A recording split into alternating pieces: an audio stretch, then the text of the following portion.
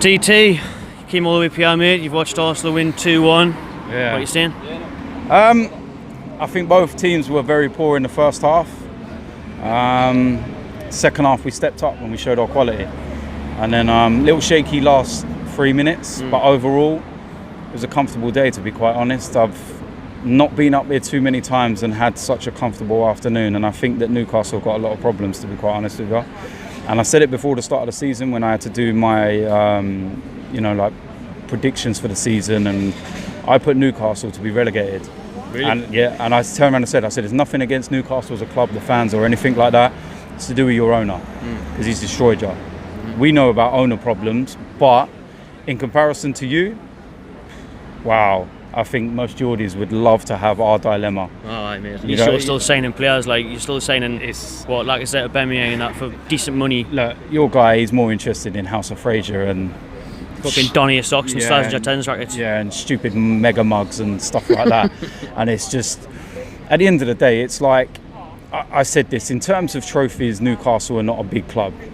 In terms of the support, the stadium and everything else, you are a big club. And you deserve better than that, but you're not going to get it under Mike Ashley. You're not. And the problem is that he's just holding out for ridiculous amounts of money to sell. And everyone's looking at it and going, I ain't spending that kind of money, because when they come in here, they've got to spend a lot of money to repair it. And at the moment, you seem to be a bit of a yo-yo side. And that's the only issue. I hope that you can sort it out. I hope that you can get into better hands this season. But it don't look good. So do you reckon, Rafa's contract runs out at the end of this season? Do you reckon he'll stay? I think he might be gone before the end of the season. You reckon? I really do. He looks pissed off. He doesn't look like he's interested. And again, it's not disrespectful to Newcastle that he's like that. I think he's had enough. I was watching interviews of him before the season even started. He wanted players. He had a list. Weren't getting them. I think his hands are tired. You know, this is a manager that's won the Champions League and stuff. And he's come here and it's just like, work your magic. It's not that easy. You can't work your magic with some of the players that you've got. You've got a couple of good players in there, but a lot of them, they're championship players. And that's the issue. So the only way I can see Newcastle changing is if you go and get a new owner and he comes in and spends a bit of money, gives a bit of stability to the club and brings a bit of quality to the team. So, but until then, I think you're going to have a hard season. And like I said, I feel sorry for Newcastle because it's a nice club. It's nice up here, man. It's a big stadium. And do you know what as well? The one thing I noticed today, how quiet it was. No. It's never like that. We were taking the piss and singing, is this the Emirates? We know how shit the Emirates is. We know.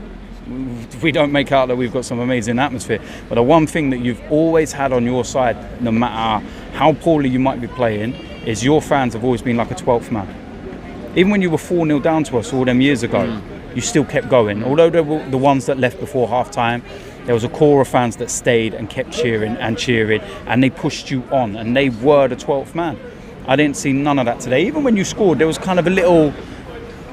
But there was a kind of sense of, it's just a goal, it's a consolation. We're never going to get another one. It's just going through the motions, and it's sad to see for a club the size of Newcastle. But especially this early on in the season, and like you say, it was flat, 0-0. We had a decent first half. Yeah. The Cells goes off at half time. We'll come out. It's like it's full time. It's like they've settled for the 0-0. Yeah. It is, even the fans. It's very flat, and it's like you say, it's not what we used to be on. It's obviously due to that, man. I mean, you've seen the protest before the game outside the club shop, and I mean, you touched on Rafa there. I mean, people have said that Rafa got knocked out by Nottingham Forest in the cup. That he's kind of doing it in a way to like spite Ashley, like show him why he needed investment. He could do, but the way I'm looking at it is that Ashley's not going to spend anything anyway. He doesn't care. He doesn't want to be here. He's already said that he wants to sell. He should have sold last Christmas, shouldn't he? That's when it was meant to be up for sale. Just got greedy. So at the end of the day, if he had any ambition for this club whatsoever, he would have done it by now. How many years has he been here? 10 now, isn't it? What's he done? Nothing.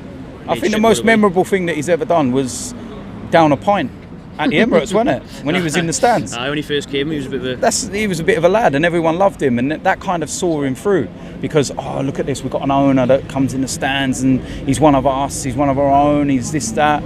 Now it's a case of like, he's not one of your own, he's tore you apart. And like I said, if you want to move forward, you're going to need to get rid of him. And yeah, good luck with that, because these owners, man, they're just sitting pretty. They're just men, innit? Yeah. So there we go. Cheers, mate. Appreciate your time. No worries. Thanks very much. No Cheers, mate.